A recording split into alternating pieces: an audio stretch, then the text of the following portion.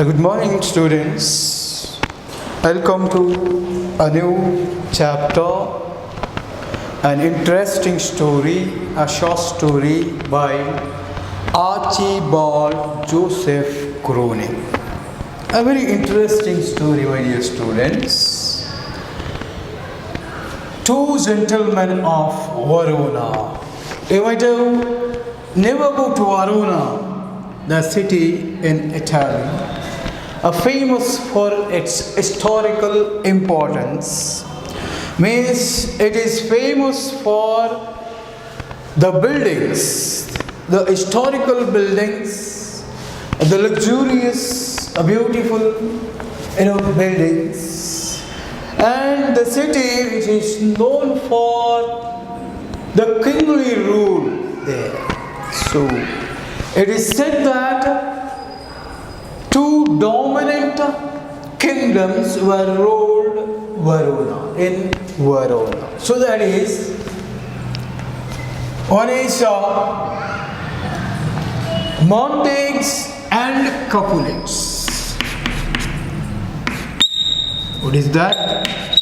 Two big kingdoms, that ruled Verona. One is the Montagues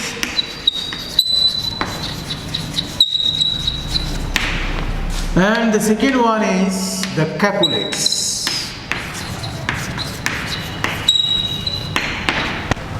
So these were the two kingdoms, great kingdoms, ruled Verona. And both of these kingdoms were rivals. They are sworn enemies, each other, Montague and Capulets. And Romeo and Juliet was supposed to be the children of these two kingdoms. Juliet is the only daughter of Lord Capulet, and Romeo is the only son of the Montague. So they are said to be lived in Verona. So till today they say that the tomb of Juliet was there in Verona, and it has become a monument. People used to come from all the corners of the world to see the tomb of Juliet. So that is. And that is the historical importance of this place called Verona. Got it? But it is not related to Shakespeare or the Montagues or the Capulets or the Juliet or Romeo or the Juliet here. It's not the story, and we don't have anything about them here. But one thing that we need to know is the city. The city has experienced the very greatness in those days. The city which is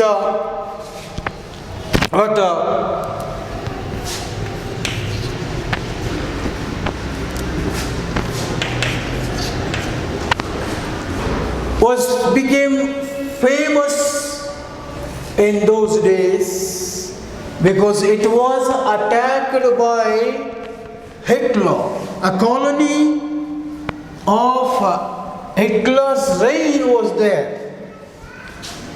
What is that?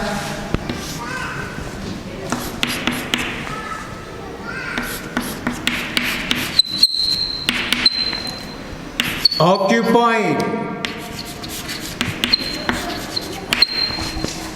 Verona during World War.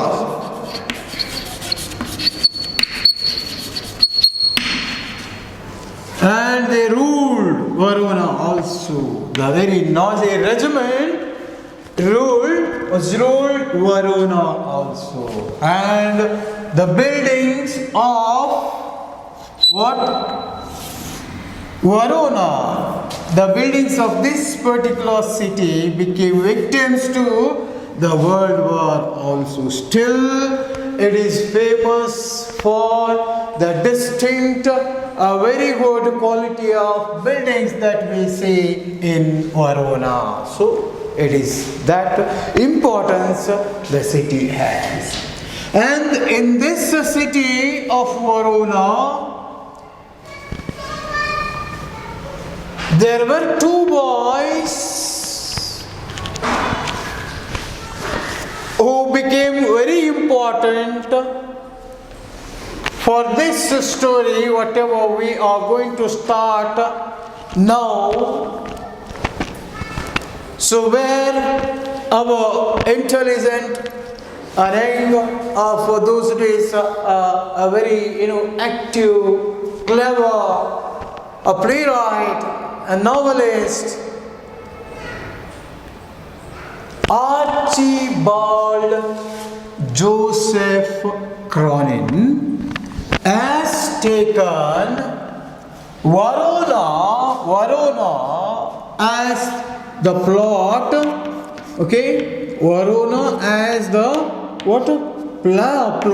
main plot for his story, and he named it as Two Gentlemen of Verona.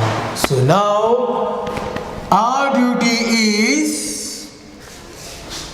to read the story which is prescribed to us and see how or who were the two gentlemen of Verona.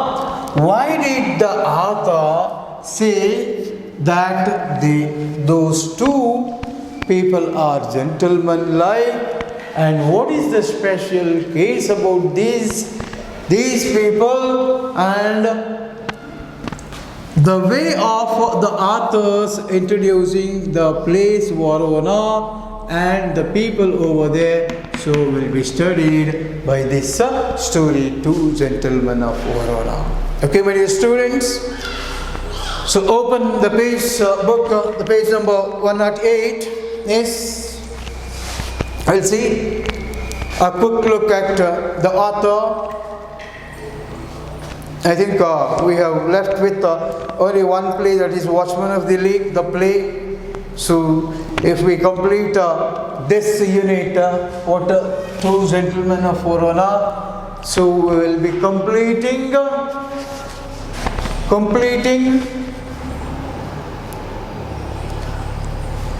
43 marks syllabus.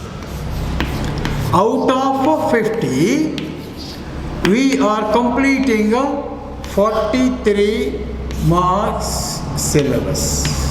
6 mark question and one mark question. I have granted that. Okay, 7 marks. Sometimes what happens, so they may ask 1 mark question 1 and 4 mark question also. And sometimes they will ask 6 mark question plus 1 4 mark question. So 10 plus 1, 11. It may also become 11 also sometimes. Okay, what is that? So sometimes it will become 7 or sometimes it will become 11 also. And it's left with the student's choice of taking up or attempting the questions. So that is the thing. Okay. Now, see the long form of AJ Archibald. Okay, look at the text, page number 108. See, dear students, if you listen to the clippings, these are recorded clippings, there might be a small changes there. As you know all that, after we complete our recording here, online recording, so it goes to the editing work and cutting, pasting. Some things will happen in there, in the technical department there. So for which you may have cut some lines like that. Okay, some not much. So there may be differences like that. So don't think bad. So that is why I suggest even your seniors to keep the text, open the unit, then start listening. Okay? Without text, you should not blindly listen as if it is a story. Okay? Don't listen like that. It is of no use for you. Okay? Keep the text in front of you. Read the sentence and see the sentences. Observe them as I go on reading. And observe my explanation of those sentences, words. Okay, then you will feel or you can find out some shortcomings over there. So note them down. Okay, questions while you're writing. See, I am watching this recording clippings on 27th Sunday of December. This time. Okay, write it down. I said keep one notebook for you. Okay, write the unit name and the timings of your listening, that clipping, and question, doubts, you note them. Okay, so while we meet or if you get a chance or we are going to get a chance of meeting us, so you can discuss those things. So it is the only thing left with you people, so that you can score better marks. So Archibald Joseph Cron. So he was born in July 19th, 1896. In Cardross, Dunbartonshire, Scotland. So that comes in Scotland. And he died, the date is clearly given in your textbook, on January 6th, 1996, 1981. Montreux, a place, a very big city of Switzerland, a famous city also, was a Scottish novelist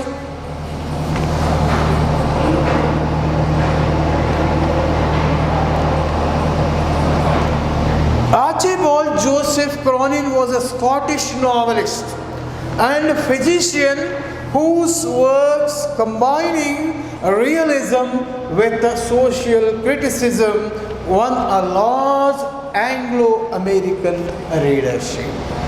So he had a large number of Anglo-American readership.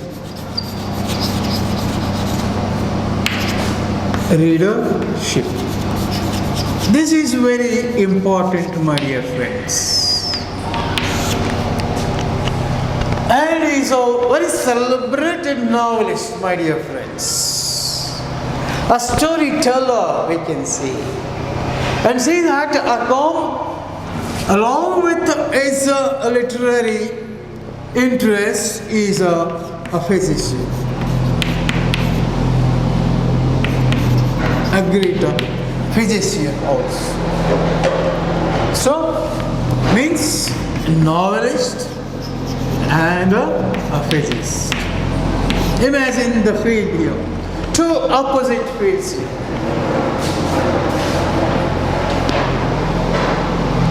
And the content or the theme that we usually find in the works of A.J. Cronin, that the reality, what is that? Themes that we find in his the reality. And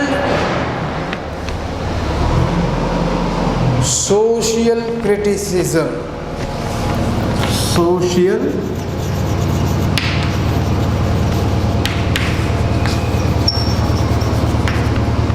Are the themes of A.J. Cronin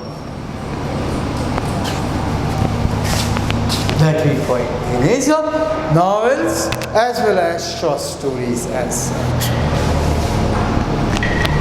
And he has a special technique of maintaining a secret in his stories. It is such a method or a weapon that he uses in his works or novels that till a matured story, which the story reaches the maturity, or something is going to happen, the reader will search and is quite curious to know about this is what, or giving his own climax. He suddenly introduced that secret here, or the turn, the main turn or twist to the story here, from which the entire story becomes changed, or where the reader will feel really very much interested to read the whole story has. He never feel like stopping in between when he start reading the stories of A.J. Cronin here. So it is such interest that we get, that aroused in us whenever we read A.J. Cronin's novels or stories, dear students. And listen, what sort of followers he had here? The readership is of Anglo-American. You need to remember this. Okay, my dear students, we will move on to the pre-reading activity to this a lesson or a short story, Two Gentlemen of Verona. This pre-reading activity. What words, phrases come to your mind when you think of the qualities of a gentleman? Qualities of gentleman. What are they?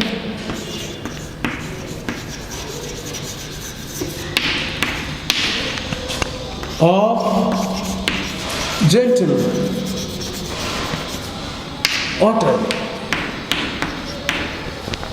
Goodness, behavior, well dressed, courteous, soft spoken. What are they?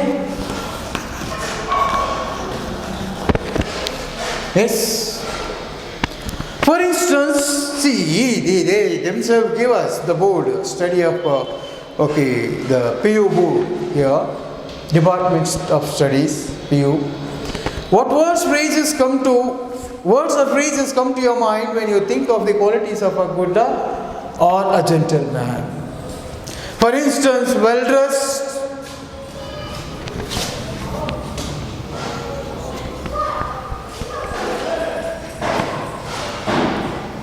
courteous, soft-spoken. I don't think you can completely agree with the phrases that were given in your text. Well-dressed, courteous, soft-spoken. Okay.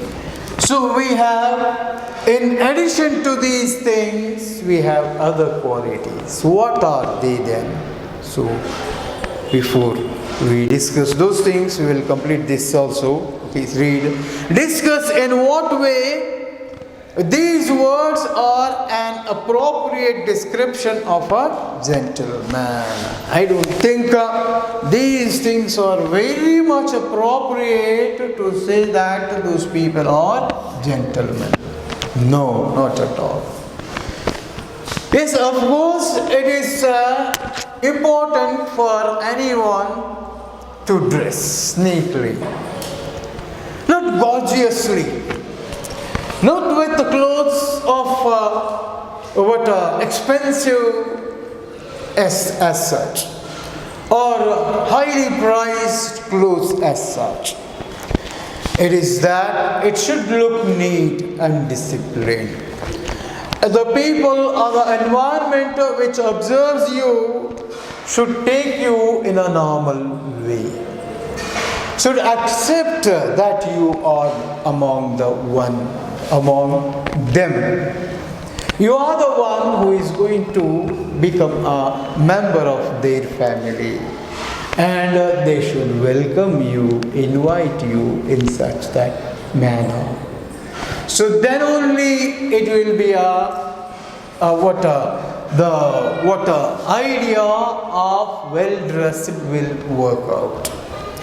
If you feel that you are superior, if you feel that you are very rich, and you wore the clothes of lakhs of rupees, a very expensive clothes, and you prefer or desire people to call you as a gentleman, no.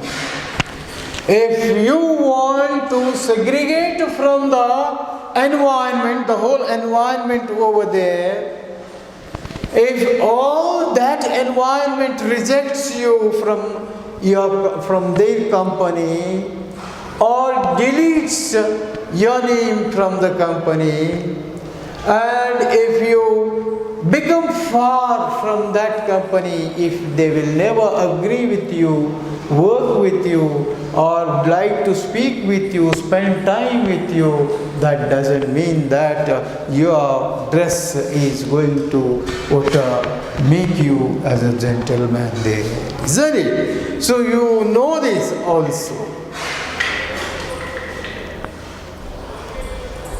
You have so many poems, folklore poems and some cinema poems all together which are very much famous there. ಏನಲ್ಲ ಅದು ಹೇಳ್ತಾರೆ, ಏನು ಮೇಲೆಲ್ಲ ಕೊಳಕು ಒಳಗೆಲ್ಲ ಕೊಳಕು ಅಂತ ಹೇಳ್ತಾರೆ, ಸರಿ. ಆ್ಯಂಡ್ ದೆನ್ ಮುಖ ನೋಡಿ ಮೊಳ ಹಾಕಬೇಡ, ಗುಣ ನೋಡಿ ಅಳಿಯಮ್ಮ. ಸೊ ಇದು a song, isn't it? What all they tell us? The outer structure or the image is different from the inner self or the soul or the heart. Okay? What is that?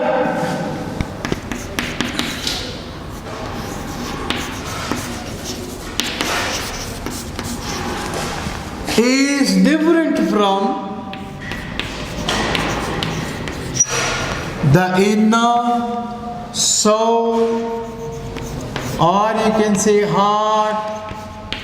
Okay? They both are different. Isn't it?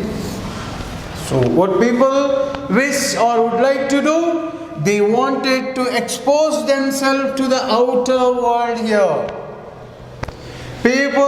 They expect people to call them as they are only the people who can become gentleman-like. So in our day-to-day life, what we practice in India at this juncture of time is one who owes costliest dresses, expensive dresses, or branded ones, and they go around or users are having the branded four-wheelers, cars and bikes, motorbikes, and if they have a lot of bank balance, so such people are gentlemen like in our nation, in our country. Whatever you say, my dear students, no sir, you have changed a lot. That's not the attitude, no. Things never have changed their faces. We just speak, that's it. Change. So if you want to prove yourself or know that these things are still practiced, go to any government office. Sit there quietly, don't tell anything or don't ask anything.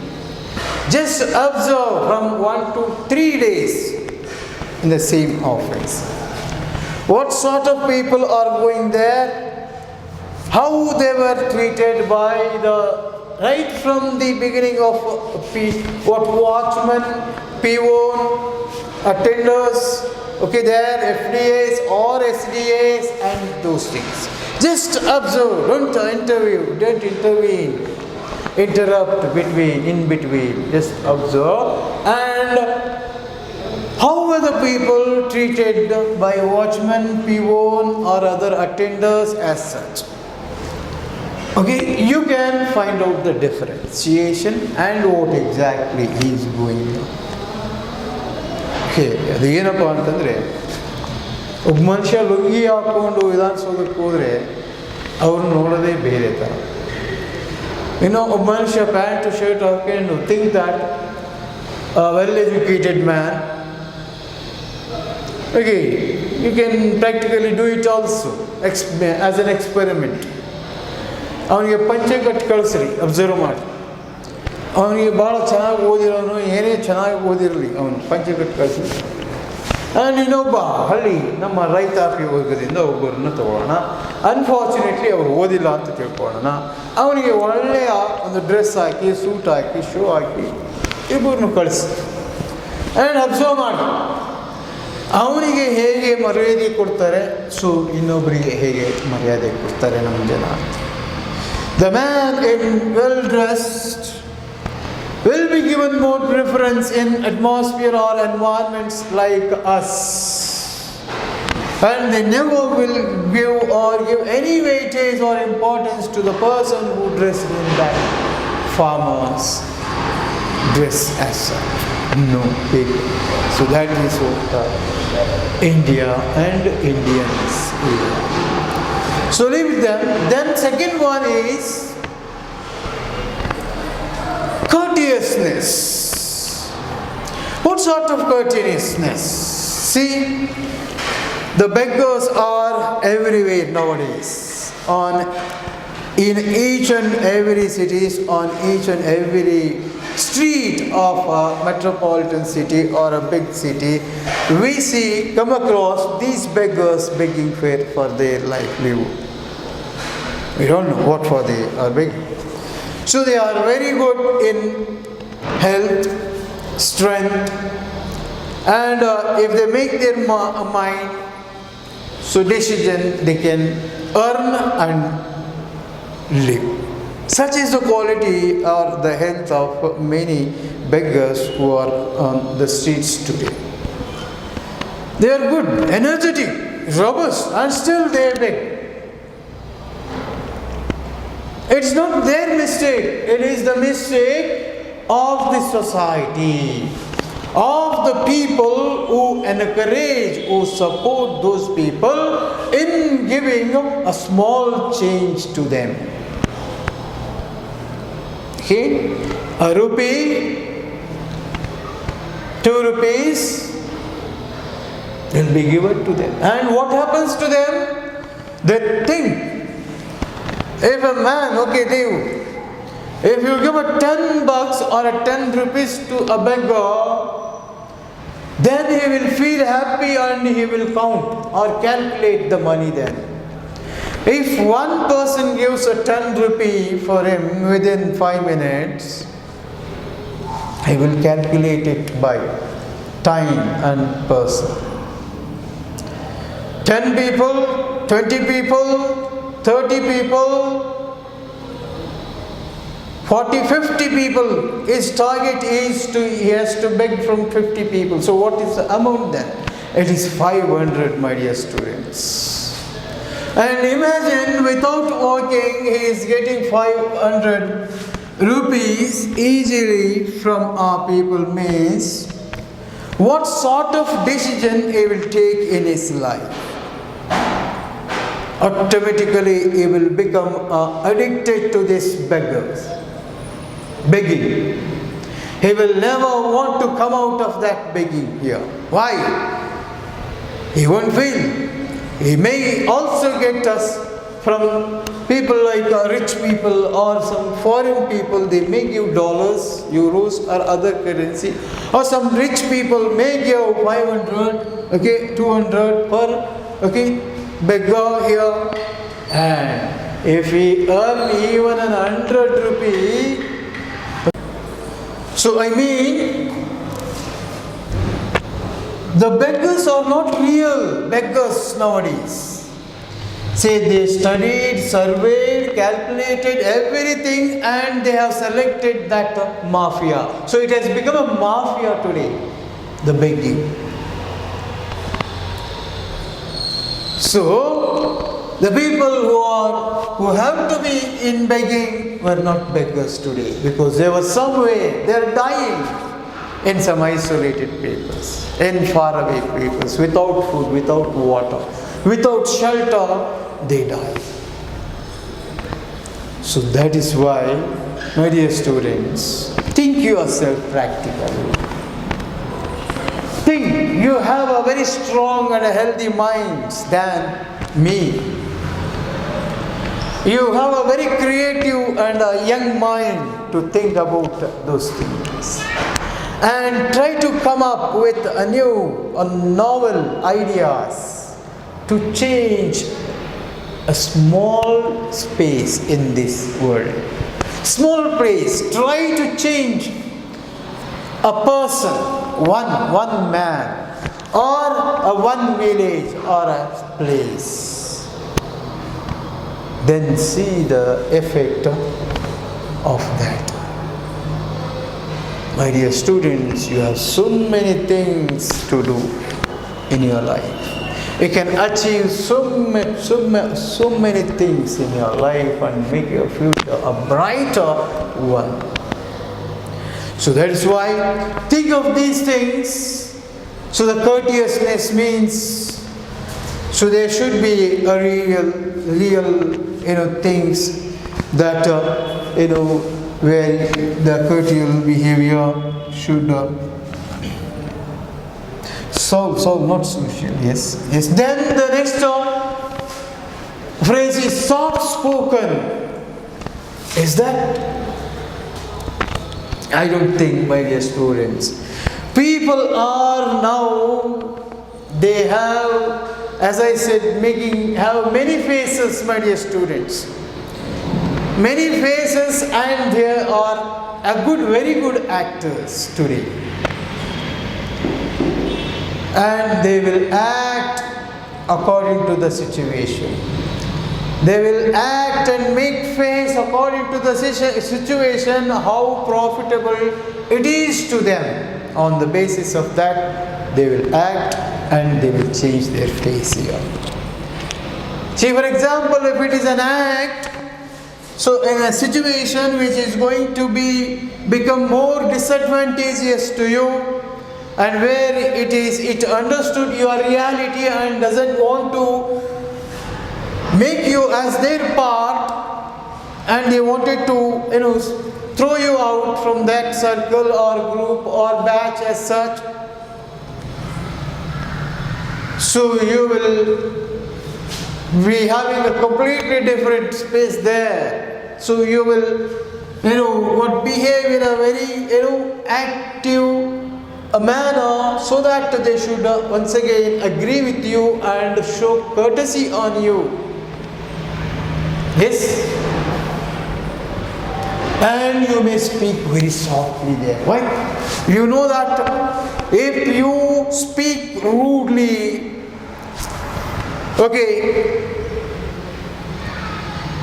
inhumanly, or with a slant or a strong abusive language as such, I think you will be rejected immediately there. So that you don't want that, isn't it? So what you want? You want to be saved from that situation. So to say what you do, you have to act. To act what you do, so you will search and find and train yourself to use the soft words, the polite behavior through your speech. So this is an acting, not originality. It is a duplicate one.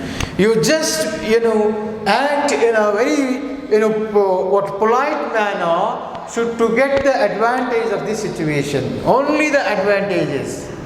If you once get the advantage and successful, gain profit from that situation and comes out, then you can go against that thing.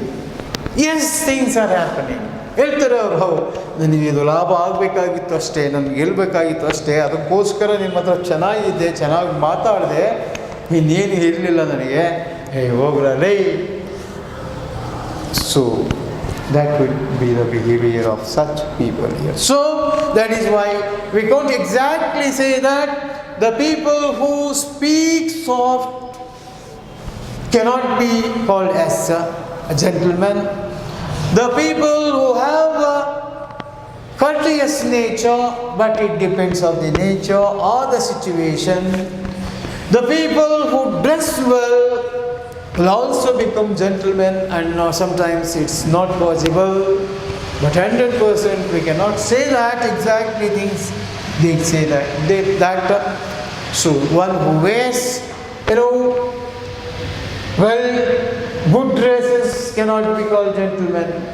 One who be courteous just because of the situation cannot be called as gentleman.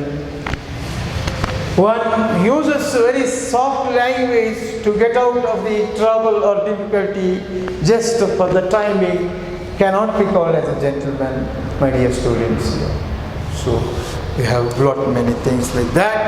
And so this is what the pre-reading activity to this story here. Because see, I want you to understand the story now.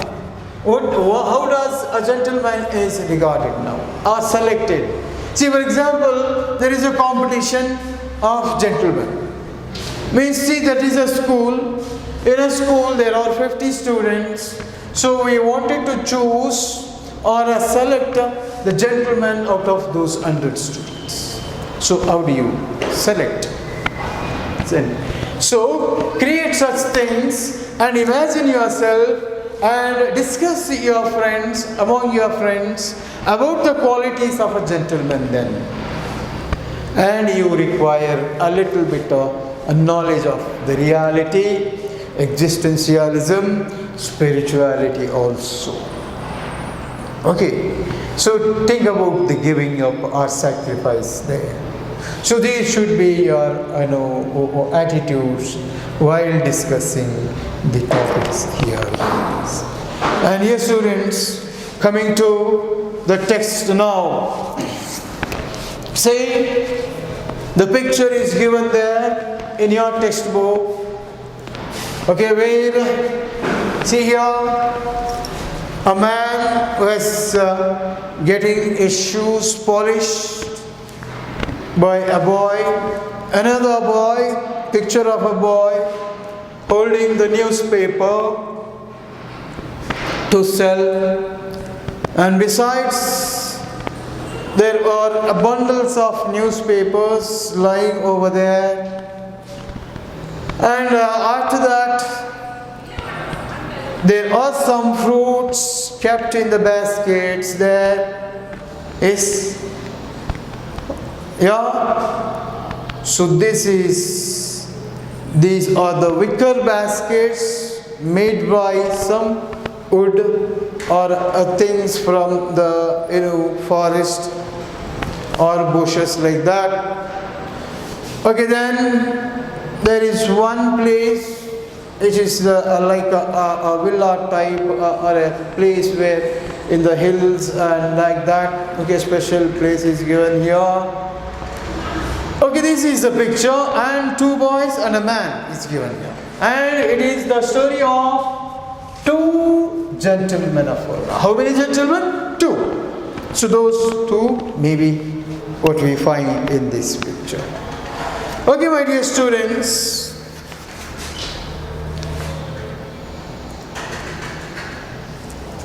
I think it's time now. Okay, let it be. I will complete this first thing one, because I think we have still 2 to 3 minutes here. As we drove through the foothills of the Alps, two small boys stopped us on the outskirts of Verona. They were selling wild strawberries, bright scarlet berries that looked delicious against the dark green leaves lying the wicker basket. Yes. See how the way this physician, A.J. Crowley, or a novelist, begins the novel here. People normally say that the people from medicine or technical background cannot go along with the literature as such. Since it is based on imagination, more of it is based on imaginations as such, and people from that sect or department won't believe the poets or the writers here, or the novelists or the playwrights, thinking that they deal only with the unreal things as such. But here is a man, A.J. Cronin, who is very much well versed, interested in the literature, and has contributed a beautiful, meaningful, interesting stories and novels to the reading people, or who are the population here. And it is the Anglo-Americans who are very much fond of reading A.J. Cronin's stories. So dear students, imagine if a physician or a doctor in profession writes a fiction like this. So what might be the value of it then?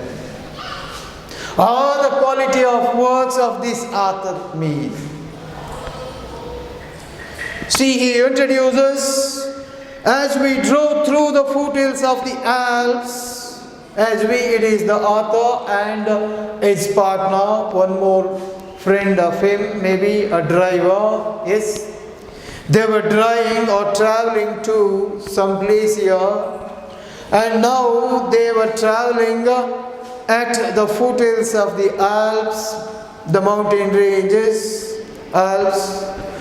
Two small boys stopped us on the outskirts of Verona. So while they were traveling on that road, and it was the outskirts of the city called, the famous, beautiful, historical city called Verona.